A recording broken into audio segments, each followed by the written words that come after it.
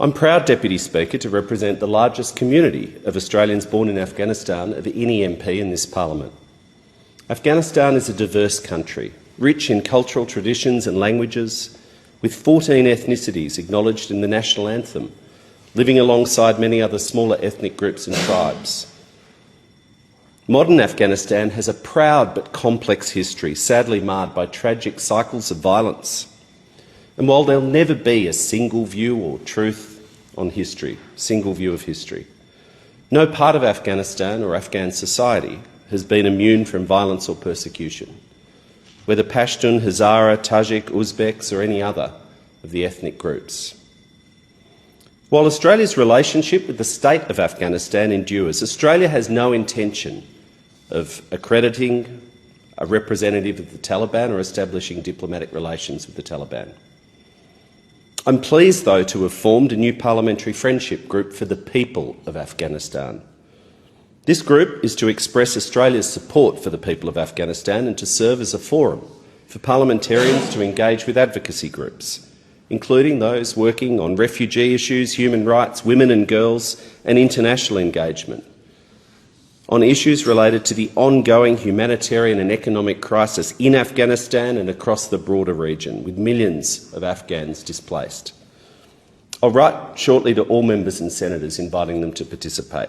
Afghans have long been a part of Australian society, Deputy Speaker, with the Afghan Cameleers arriving from 1860 and helping to explore and develop inland Australia and build our nation.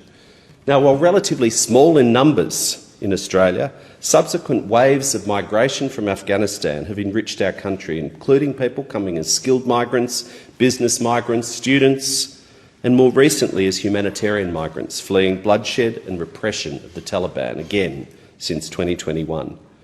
The Taliban remains one of the world's most medieval regimes, utterly repressing the rights of women and girls against any reasonable or defensible view of human rights in the modern world.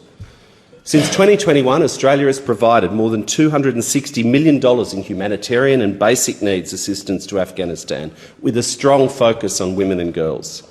And almost 27 visas have been granted to Afghan nationals under the offshore humanitarian program, in significant part to the locally engaged employees who worked for 20 years with Australia's Defence and Foreign Affairs and aid staff in Afghanistan, fulfilling the promise as best we possibly can in difficult circumstances to bring them to safety.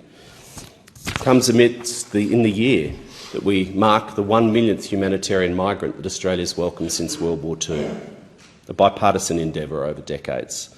Now, I will always stand up, speak up and work with all parts of my community.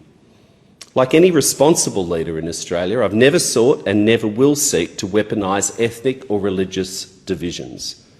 It's important that every political, religious and community leader set a positive example for young people of inclusion and working together. Let's hope that this friendship group allows us to recommit to working together here in Australia in a spirit of trust to build a positive future for the whole community and doing what we can internationally with other nations to improve the lives of those still suffering outside our borders.